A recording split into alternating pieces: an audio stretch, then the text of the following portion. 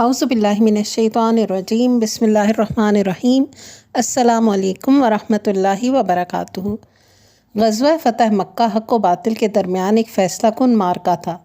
اس معرکے کے بعد اہل عرب کے نزدیک رسول اللہ صلی اللہ علیہ وآلہ وسلم کی رسالت میں کوئی شک باقی نہیں رہ گیا تھا، اسی لیے حالات کی رفتار یکسر بدل گئی اور لوگ اللہ کے دین میں فوج در فوج داخل ہو گئے۔ اس کا کچھ اندازہ ان تفصیلات سے لگ سکے گا جنہیں ہم وفود کے باب میں پیش کریں گے، اور کچھ اندازہ اس تعداد سے بھی لگایا جا سکتا ہے جو حجۃ الوداع میں حاضر ہوئی تھی۔ بہرحال اب اندرونی مشکلات کا تقریباً خاتمہ ہو چکا تھا اور مسلمان شریعت الہی کی تعلیم عام کرنے اور اسلام کی دعوت پھیلانے کے لیے یکسو ہو گئے تھے، مگر اب ایک ایسی طاقت کا رخ مدینہ کی طرف ہو چکا تھا جو کسی وجہ جواز کے بغیر مسلمانوں سے چھیڑ چھاڑ کر رہی تھی۔ یہ طاقت رومیوں کی تھی، جو اس وقت روئے زمین پر سب سے بڑی فوجی قوت کی حیثیت رکھتی تھی۔ اس چھیڑ چھاڑ کی ابتدا شرحبیل بن عمرو غسانی کے ہاتھوں رسول اللہ صلی اللہ علیہ وآلہ وسلم کے سفیر حضرت حارث بن عمیر ازدی رضی اللہ عنہ کے قتل سے ہوئی، جبکہ وہ رسول اللہ صلی اللہ علیہ وآلہ وسلم کا پیغام لے کر بصرہ کے حکمران کے پاس تشریف لے گئے تھے۔ یہ بھی بتایا جا چکا ہے کہ نبی صلی اللہ علیہ وآلہ وسلم نے اس کے بعد حضرت زید بن حارثہ رضی اللہ عنہ کی سرکردگی میں ایک لشکر بھیجا تھا، جس نے رومیوں سے سرزمین موطا میں خوفناک ٹکر لی، مگر یہ لشکر ان متکبر ظالموں سے انتقام لینے میں کامیاب نہ ہوا۔ البتہ اس نے دور و نزدیک کے عرب باشندوں پر نہایت بہترین اثرات چھوڑے۔ قیصر روم ان اثرات کو اور ان کے نتیجے میں عرب قبائل کے اندر روم سے آزادی اور مسلمانوں کی ہم نوائی کے لیے پیدا ہونے والے جذبات کو نظر انداز نہیں کر سکتا تھا۔ اس کے لیے یقیناً ایک خطرہ تھا جو قدم بقدم اس کی سرحد کی جانب بڑھ رہا تھا، اور عرب سے ملی ہوئی سرحد شام کے لیے چیلنج بنتا جا رہا تھا۔ اس لیے قیصر نے سوچا کہ مسلمانوں کی قوت کو ایک عظیم اور ناقابل شکست خطرے کی صورت اختیار کرنے سے پہلے کچل دینا ضروری ہے، تاکہ روم سے متصل عرب علاقوں میں فتنے اور ہنگامے سر نہ اٹھائیں۔ ان مصلحتوں کے پیش نظر ابھی جنگ موطا پر ایک سال بھی نہ گزرا تھا کہ قیصر نے رومی باشندوں اور اپنے ماتحت عربی یعنی آل غسان وغیرہ پر مشتمل فوج کی فراہمی شروع کر دی اور ایک خون ریز اور فیصلہ کن معرکے کی تیاری میں لگ گیا۔ ادھر مدینہ میں پے در پے خبریں پہنچ رہی تھیں کہ رومی مسلمانوں کے خلاف ایک فیصلہ کن معرکے کی تیاری کر رہے ہیں۔ اس کی وجہ سے مسلمانوں کو ہمہ وقت کھٹکا لگا رہتا تھا اور ان کے کان کسی بھی غیر مانوس آواز کو سن کر فوراً کھڑے ہو جاتے تھے۔ وہ سمجھتے تھے کہ رومیوں کا ریلا آ گیا۔ اس کا اندازہ اس واقعے سے ہوتا ہے کہ اسی 9 ہجری میں نبی صلی اللہ علیہ وآلہ وسلم نے اپنی ازواج مطہرات سے ناراض ہو کر 1 مہینہ کے لیے ایلا کر لیا تھا، یعنی ان کے پاس نہ جانے کا ارادہ کر لیا اور انہیں چھوڑ کر ایک بالا خانے میں علیحدہ ہو گئے تھے۔ صحابہ کرام رضی اللہ عنہ کو ابتداً حقیقت حال معلوم نہ ہو سکی۔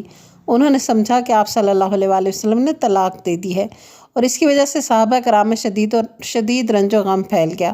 حضرت عمر بن خطاب رضی اللہ عنہ اس واقعے کو بیان کرتے ہوئے کہتے ہیں کہ میرا ایک انصاری ساتھی تھا، جب میں خدمت نبی میں موجود نہ رہتا تو وہ میرے پاس خبر لاتا، اور جب وہ موجود نہ ہوتا تو میں اس کے پاس خبر لے جاتا۔ یہ دونوں ہی اوالی مدینہ میں رہتے تھے، ایک دوسرے کے پڑوسی تھے اور باری باری خدمت نبی میں حاضر ہوتے تھے۔ اس زمانے میں ہمیں شاہ غسان کا خطرہ لگا ہوا تھا۔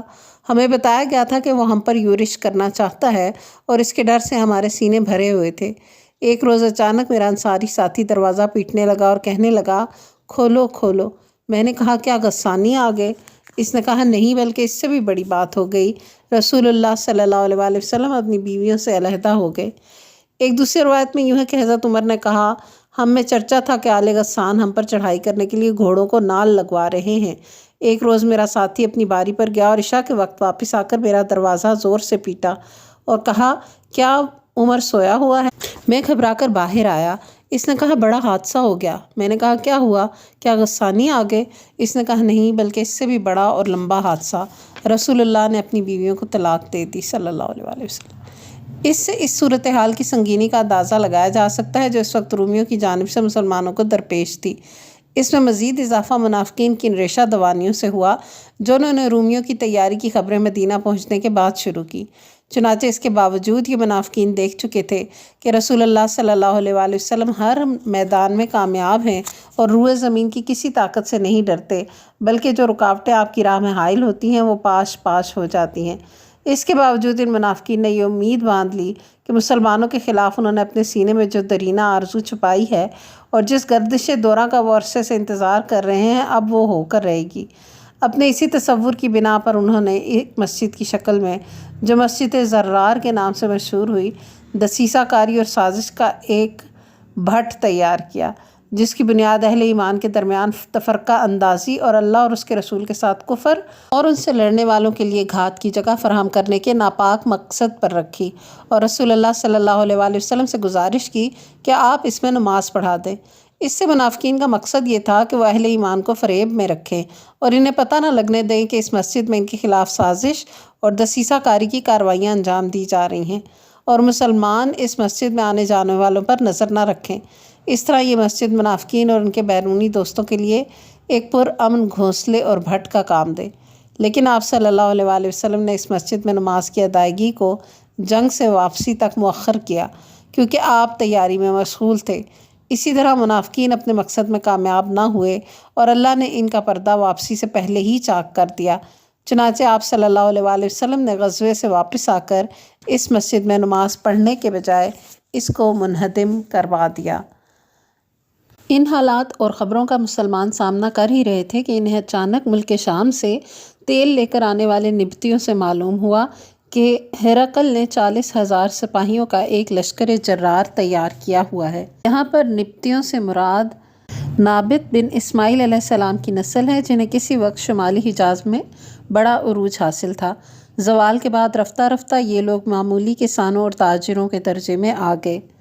بہرحال جب معلوم ہوا کہ ہرقل نے 40,000 سپاہیوں کا ایک لشکر جرار تیار کیا ہے اور روم کے ایک عظیم کمانڈر کو اس کی کمان سونپی ہے، اپنے جھنڈے تلے عیسائی قبائل لخم و جذام وغیرہ کو بھی جمع کر لیا ہے اور ان کا ہر اول دستہ بلقاء پہنچ چکا ہے، اس طرح ایک بڑا خطرہ مجسم ہو کر مسلمانوں کے سامنے آ گیا۔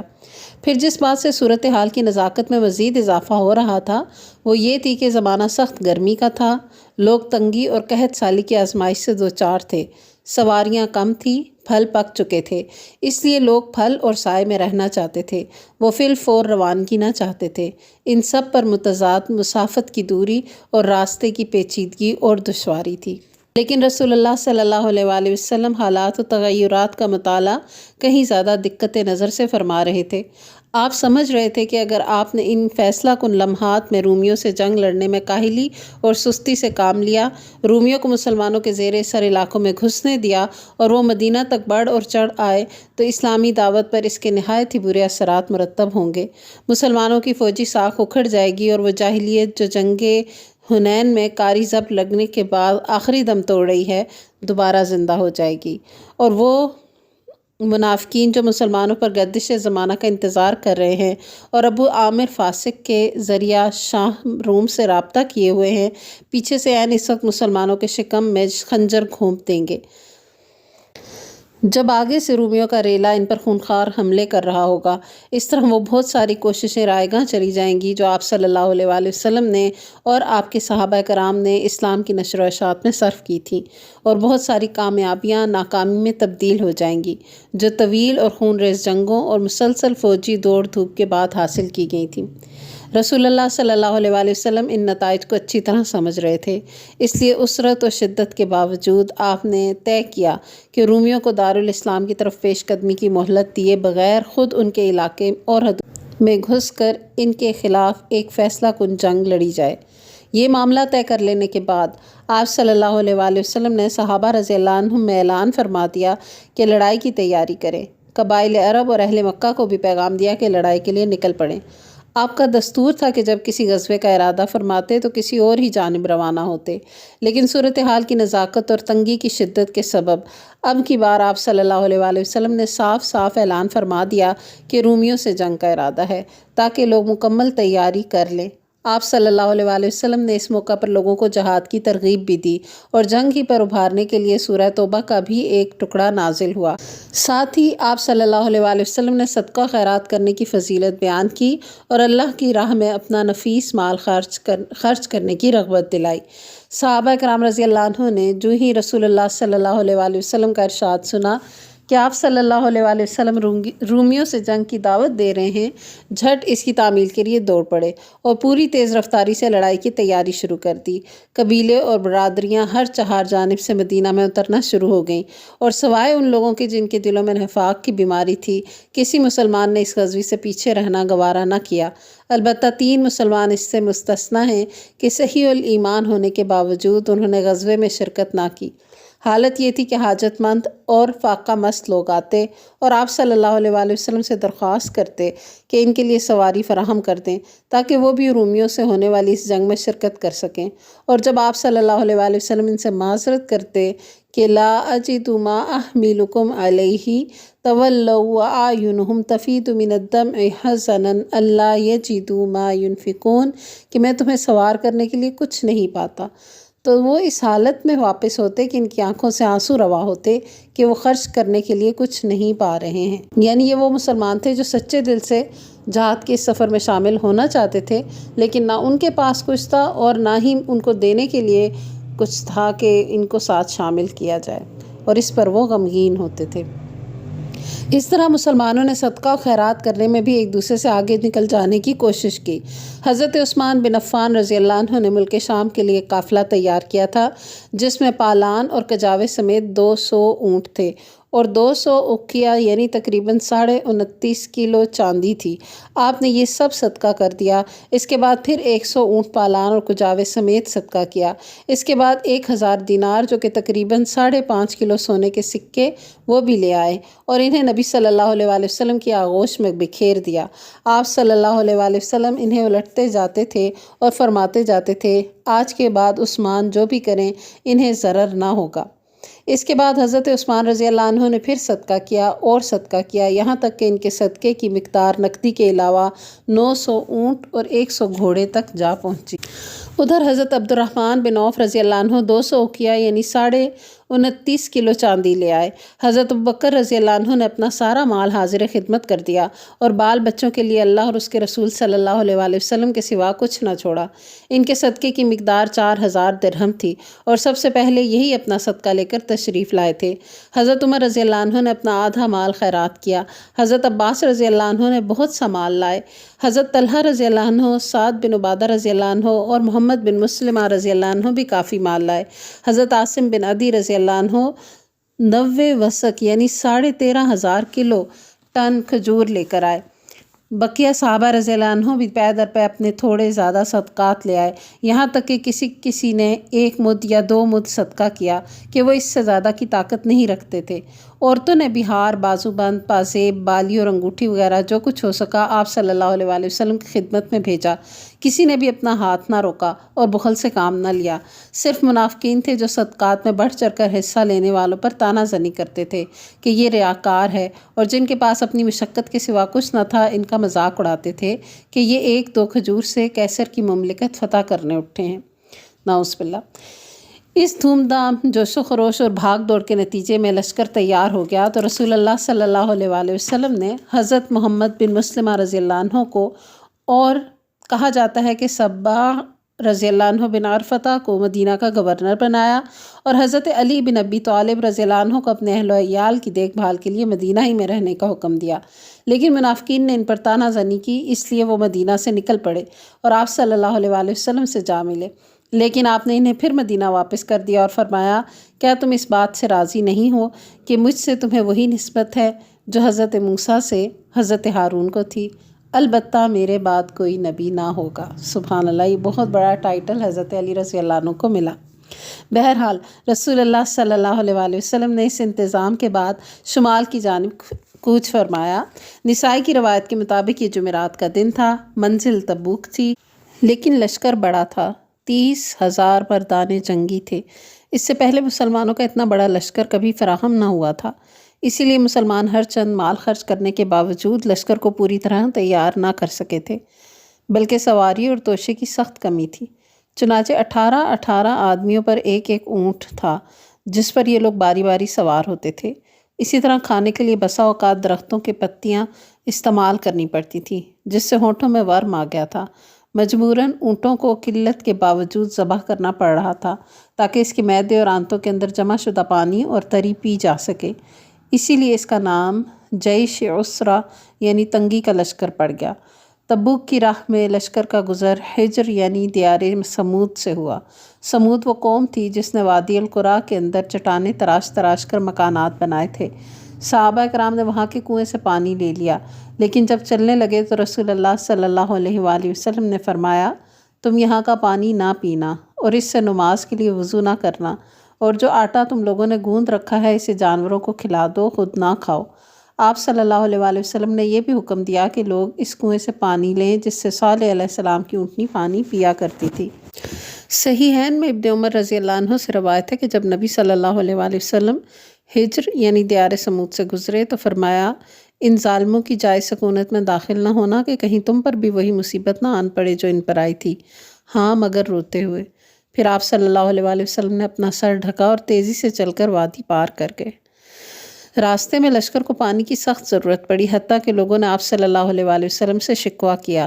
آپ صلی اللہ علیہ وآلہ وسلم نے اللہ سے دعا کی، اللہ نے بادل بھیج دیا، بارش ہوئی، لوگوں نے سیر ہو کر پانی پیا اور ضرورت کا پانی لاد بھی لیا۔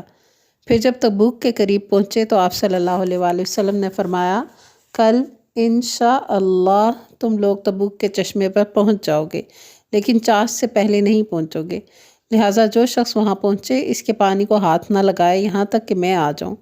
حضرت معاذ رضی اللہ عنہ کا بیان ہے کہ ہم لوگ پہنچے تو وہاں 2 آدمی پہلے ہی پہنچ چکے تھے۔ چشمے سے تھوڑا تھوڑا پانی آ رہا تھا۔ آپ صلی اللہ علیہ وآلہ وسلم نے دریافت کیا، کیا تم دونوں نے اس کے پانی کو ہاتھ لگایا ہے؟ انہوں نے کہا جی ہاں۔ آپ صلی اللہ علیہ وآلہ وسلم نے ان دونوں سے جو کچھ اللہ نے چاہا فرمایا، پھر چشمے سے چلو کے ذریعے تھوڑا تھوڑا پانی نکالا یہاں تک کہ قدرے جمع ہو گیا۔ پھر آپ صلی اللہ علیہ وآلہ وسلم نے اس میں اپنا چہرہ اور ہاتھ دھویا اور اسے چشمے میں انڈیل دیا۔ اس کے بعد چشمے سے خوب پانی آیا۔ صحابہ کرام رضی اللہ عنہم اجمعین نے سیر ہو کر پانی پیا۔ پھر آپ صلی اللہ علیہ وآلہ وسلم نے فرمایا، اے معاذ، اگر تمہاری زندگی دراز ہوئی تو تم اس مقام کو باغات سے ہرا بھرا دیکھو گے۔ راستے ہی میں یا تبوک پہنچ کر روایات میں اختلاف ہے۔ آپ صلی اللہ علیہ وآلہ وسلم نے فرمایا، آج رات تم پر سخت آندھی چلے گی، لہٰذا کوئی نہ اٹھے اور جس کے پاس اونٹ ہو وہ اس کی رسی کو مضبوطی سے باندھ دے۔ چنانچہ سخت آندھی چلی، ایک شخص کھڑا ہو گیا تو آندھی نے اسے اڑا کر تی کے 2 پہاڑوں کے پاس پھینک دیا۔ راستے میں رسول اللہ صلی اللہ علیہ وآلہ وسلم کا معمول تھا کہ آپ صلی اللہ علیہ وآلہ وسلم ظہر اور عصر کی نمازیں اکٹھی اور مغرب اور عشاء کی نمازیں اکٹھی پڑھتے تھے۔ جمع تقدیم بھی کرتے تھے، جمع تاخیر بھی۔ اور جمع تقدیم کیا ہوتی ہے کہ اس کا مطلب یہ ہے کہ ظہر اور عصر دونوں ظہر کے وقت میں اور مغرب اور عشاء دونوں مغرب کے وقت میں پڑھی جائیں، اور جمع تاخیر کا مطلب یہ ہے کہ ظہر اور عصر دونوں کو عصر کے وقت میں اور مغرب اور عشاء دونوں کو عشاء کے وقت میں پڑھا جائے۔ اسلامی لشکر تبوک میں اتر کر خیمہ زن ہوا۔ وہ رومیوں سے 2 ہاتھ کرنے کے لیے تیار تھا۔ پھر رسول اللہ صلی اللہ علیہ وآلہ وسلم نے اہل لشکر کو مخاطب کر کے نہایت ہی بلیغ خطبہ دیا۔ آپ صلی اللہ علیہ وآلہ وسلم نے جوامع الکلم ارشاد فرمائے، دنیا اور آخرت کی بھلائی کی رغبت دلائی، اللہ کے عذاب سے ڈرایا اور اس کے انعامات کی خوشخبری دی۔ اس طرح فوج کا حوصلہ بلند ہو گیا۔ ان میں توشے، ضروریات اور سامان کی کمی کے سبب جو نقص اور خلل تھا وہ اس کا بھی ازالہ ہو گیا۔ دوسری طرف رومیوں اور ان کے حلیفوں کا یہ حال ہوا کہ آپ صلی اللہ علیہ وآلہ وسلم کی آمد کی خبر سن کر ان کے اندر خوف کی لہر دوڑ گئی۔ انہیں آگے بڑھنے اور ٹکر لینے کی ہمت نہ ہوئی اور وہ اندرون ملک مختلف شہروں میں بکھر گئے۔ ان کے اس طرز عمل کا اثر جزیرہ عرب کے اندر اور باہر مسلمانوں کی فوجی ساخت پر بہت عمدہ مرتب ہوا، اور مسلمانوں نے ایسے اہم سیاسی فوائد حاصل کیے کہ جنگ کی صورت میں اس کا حاصل کرنا آسان نہ ہوتا۔ تفصیل کچھ یوں ہے۔ ایلا کے حاکم یوحنا بن روبا نے آپ صلی اللہ علیہ وآلہ وسلم کی خدمت میں حاضر ہو کر جزیہ کی ادائیگی منظور کی اور صلح کا معاہدہ کیا۔ جربا اور ازروح کے باشندوں نے بھی خدمت نبی صلی اللہ علیہ وآلہ وسلم میں حاضر ہو کر جزیہ دینا منظور کیا۔ آپ صلی اللہ علیہ وآلہ وسلم نے ان کے لیے ایک تحریر لکھ دی جو ان کے پاس محفوظ تھی۔ آپ صلی اللہ علیہ وآلہ وسلم نے حاکم اعلیٰ کو بھی ایک تحریر لکھ دی جو یہ تھی: بسم اللہ الرحمن الرحیم، یہ پروانہ امن ہے اللہ کی جانب سے اور نبی محمد صلی اللہ علیہ وآلہ وسلم رسول اللہ کی جانب سے یوحنا بن روبا اور باشندگان اعلیٰ کے لیے، خشکی اور سمندر میں ان کی کشتیوں اور قافلوں کے لیے اللہ کا ذمہ ہے، اور محمد صلی اللہ علیہ وآلہ وسلم نبی کا ذمہ ہے، اور یہی ذمہ ان شامی اور سمندری باشندوں کے لیے ہے جو یوحنا کے ساتھ ہوں۔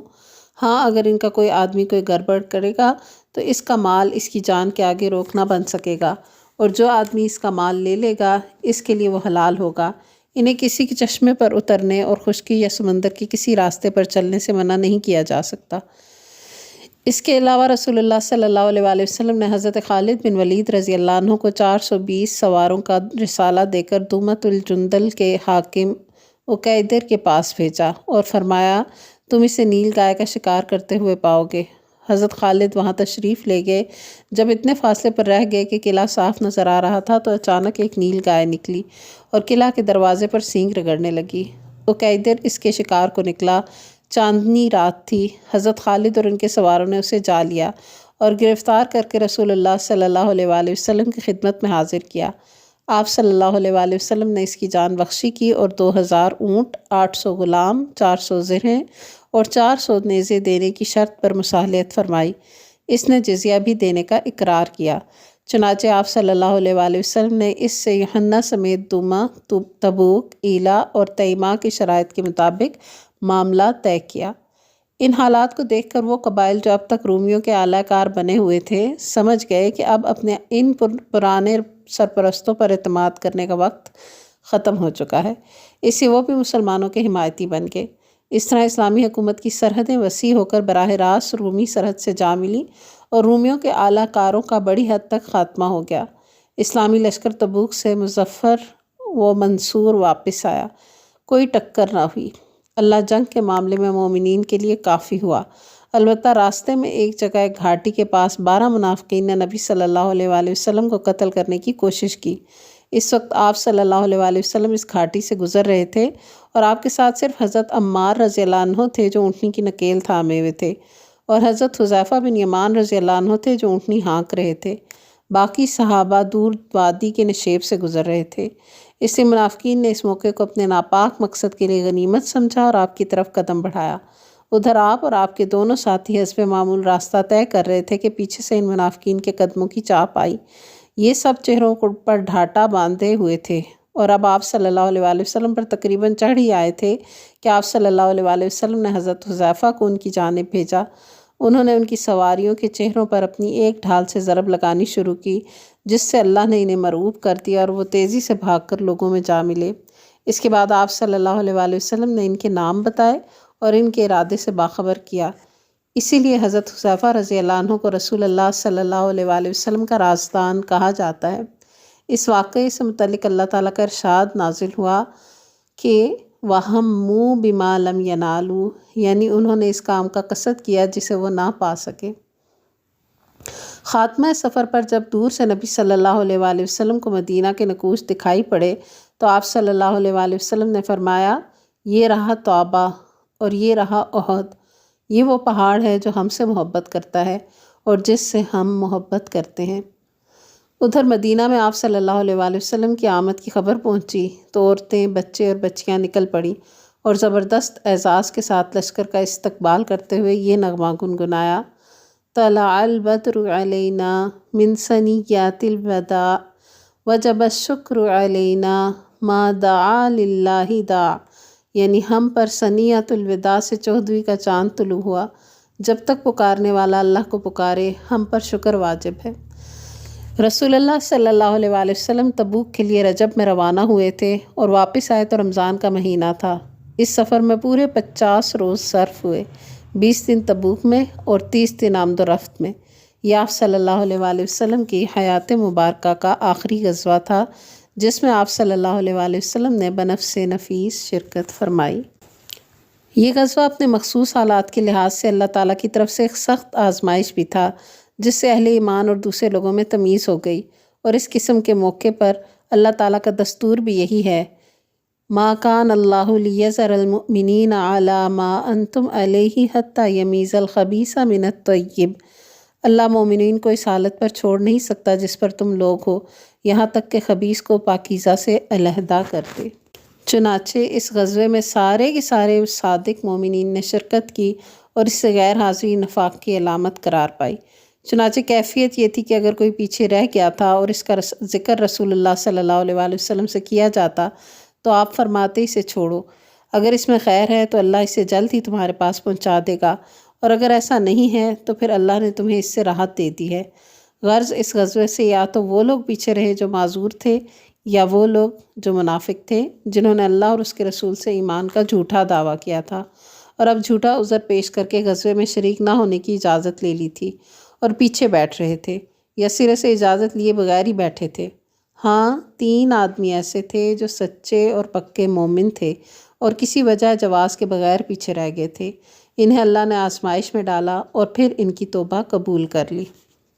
اس کی تفصیل یہ ہے کہ واپسی پر آپ صلی اللہ علیہ وآلہ وسلم مدینہ داخل ہوئے تو حسب معمول سب سے پہلے مسجد نبوی میں تشریف لے گئے، وہاں 2 رکعت نماز پڑھی، پھر لوگوں کی خاطر بیٹھ گئے۔ ادھر منافقین نے جن کی تعداد 80 سے کچھ زیادہ تھی آ کر عذر پیش کرنے شروع کر دی اور قسمیں کھانے لگے۔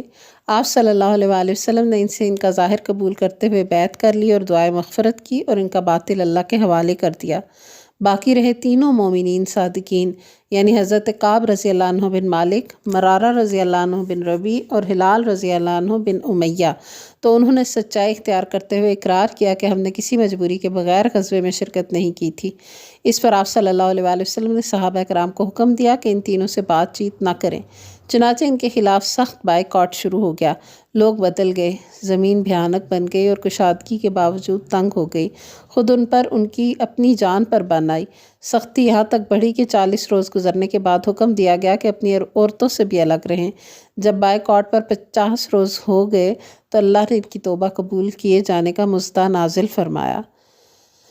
ارشاد ہوا وَعَلَى الثَّلَاثَةِ الَّذِينَ خُلِّفُوا حَتَّى إِذَا ضَاقَتْ عَلَيْهِمُ الْأَرْضُ بِمَا رَحُبَتْ وَضَاقَتْ عَلَيْهِمْ أَنفُسُهُمْ وَظَنُّوا أَن لَّا مَلْجَأَ مِنَ اللَّهِ إِلَّا إِلَيْهِ ثُمَّ تَابَ عَلَيْهِمْ لِيَتُوبُوا إِنَّ اللَّهَ هُوَ التَّوَّابُ الرَّحِيمُ۔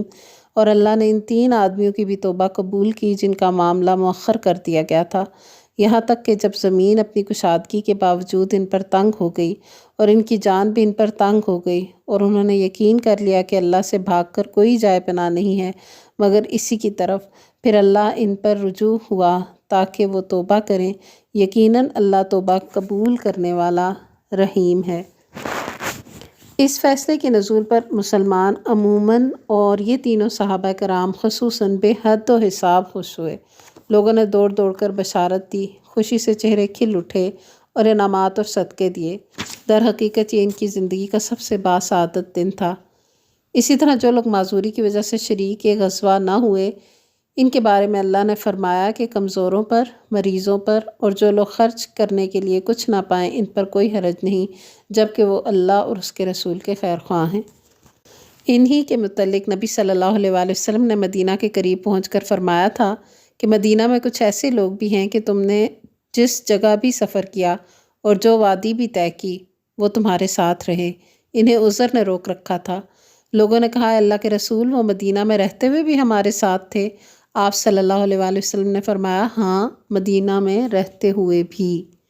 اسی کے ساتھ غزوہ تبوک کا سفر مکمل کرتے ہیں۔ اگلے سبق کے ساتھ انشاءاللہ پھر حاضر ہوں گے، تب تک کے لیے اجازت۔ وآخر دعوانا ان الحمد للہ رب العالمین۔ سبحانک اللہم و بحمدک، نشہد ان لا الہ الا انت، نستغفرک و نتوب الیک۔ والسلام علیکم ورحمۃ اللہ وبرکاتہ۔